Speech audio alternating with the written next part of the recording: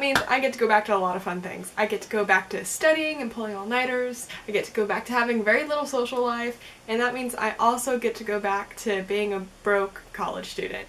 And I know that one of the biggest questions that was the talk around my school, especially studying nutrition, was how do you afford to eat well on a college budget, or let alone any budget? Eating healthy can get expensive, and I think everyone has found this out, and that's why we lose a lot of motivation to keep on eating healthy. But if I, as an international college student, can afford to eat healthy, then so can you. So I've just figured this video could be kind of short and some of my biggest tips for eating well on a budget and still being able to have somewhat of a life and pay your bills and all that fun adult stuff that comes along with, you know, graduating college. So number one is buy what's in season. If you're trying to like buy your favorite foods, especially when it comes to fresh produce like fruits and vegetables, if you're trying to buy them out of season, it's a no-go. It's going to be super expensive and you're going to get frustrated. Compare different stores. I guess this is my second tip, is don't just go to the same store that you always go to. If you go to Kohl's or Woolworths, or here in California you might go to Ralph's or Trader Joe's or Whole Foods or Vons or wherever you go, sometimes you have to pop around to different stores. I know it's not convenient, but it helps your savings account, I promise. Which leads me to my next tip.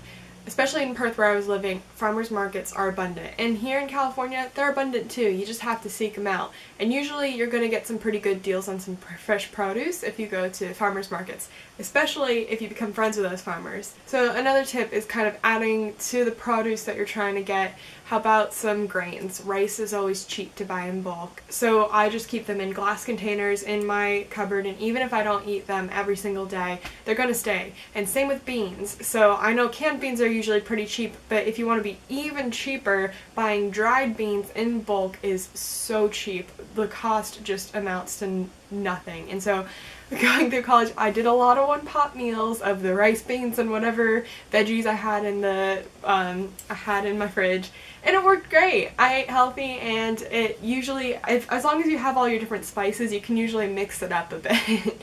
But my last tip for today is just be flexible. I think this goes back to what I said earlier, but you know, if you're used to eating the same things and things go out of season or things become more expensive, you're going to get frustrated and say, well, I can't eat healthy, and just go on doing whatever, fast food, whatever's cheapest. I became very creative in the kitchen during this time of budgeting, and so it's just, I hope that acts as some kind of inspiration or motivation to kind of use your kitchen as an adventure time, you know, like go to the supermarkets with an open mind and bring home some stuff that you get to experiment with. If you have any questions or you'd like any recipes or have any ideas for a video that you might want us to make, you can always email us at the2naturalgirls@gmail.com.